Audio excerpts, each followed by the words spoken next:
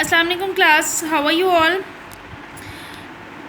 So in today's lecture we are supposed to wind up our July's task, and as you all know were supposed to do the task, actually the assignment that was given to you. In your assignment, first question is about take the correct answer. So let's get started. First MCQ is, in which of the following cases is the object in motion? नीचे आपको different objects दिए गए हैं, आपने बताना है कि कौन से ऑब्जेक्ट मोशन में है. A sleeping dog, a book on table, a tree on road, a running fan. इनमें से कोई भी चीज़ मूव नहीं कर रही एक्सेप्ट अ फैन, तो यहाँ पे running fan is the correct answer.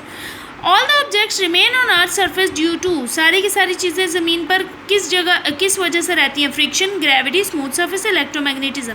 That is gravity.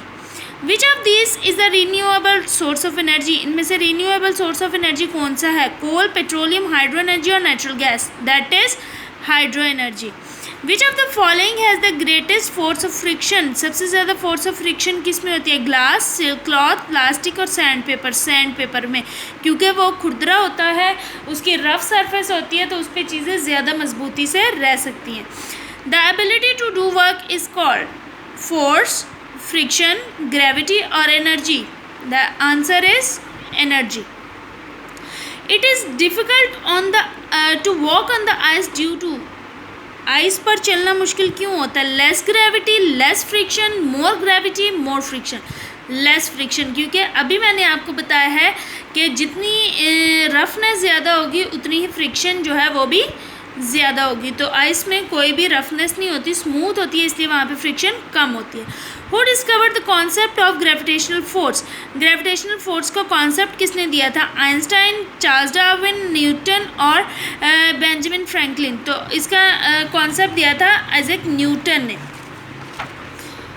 उसके बाद नेक्स्ट आ जाता है हमारे पास, dash energy is change into dash energy during photosynthesis. Photosynthesis के प्रोसेस में कौन सी एनर्जी किस में कन्वर्ट होती है? इसका आंसर फर्स्ट ही है, सोलर एनर्जी, यानी सूरज की जो एनर्जी है वो चेंज होती है केमिकल एनर्जी में, जिससे उसका प्रोसेस कंप्लीट होता है फोटोसिंथेसिस का. Next is, which energy is produced by decaying dead animal and plant matter?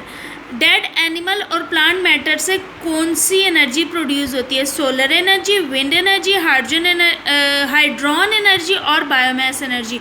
तो यहाँ पे हमारे पास प्रोड्यूस होती है बायोमास एनर्जी. ठीक हो गया. नेक्स्ट आ जाते हैं हमारे पास question answers. Be careful, be vigilant and you can take the screenshot. आप क्वेश्चंस के स्क्रीनशॉट लेकर उनको कॉपीज में लिख सकते हैं. First question is, define energy, name 3 forms of energy. Energy क्या है? The ability to do work is called energy.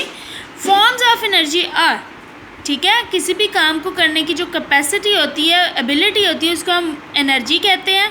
और इसकी 3 फॉर्म्स कौन कौन सी हैं? Chemical energy, solar energy and mechanical energy. ठीक हो गया. Second question is, why is it important to conserve energy? Energy को कंजर्व करना, सेव करना क्यों ज़रूरी होता है? It is important to conserve energy because we depend a lot on the sources of energy like petroleum, coal etcetera.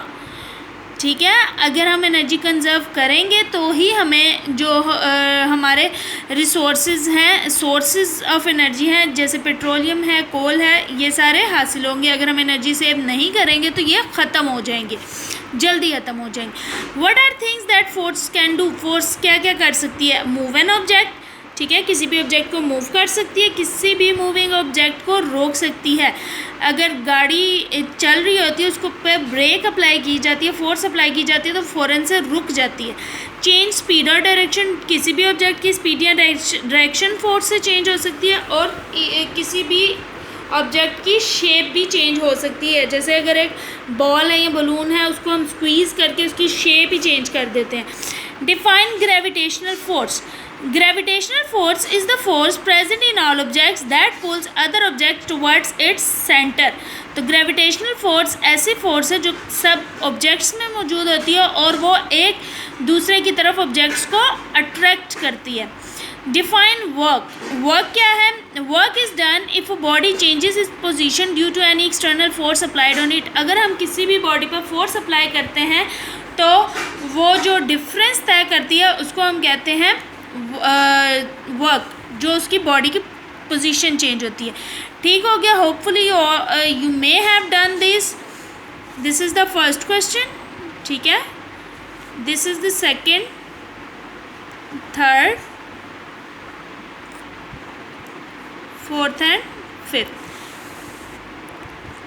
Till here you are supposed to complete your syllabus. Your syllabus is completed from July task. In next video inshallah we'll start our August syllabus. Till my next video, take care of yourself, learn very carefully, and after that attempt your test. Allah Hafiz.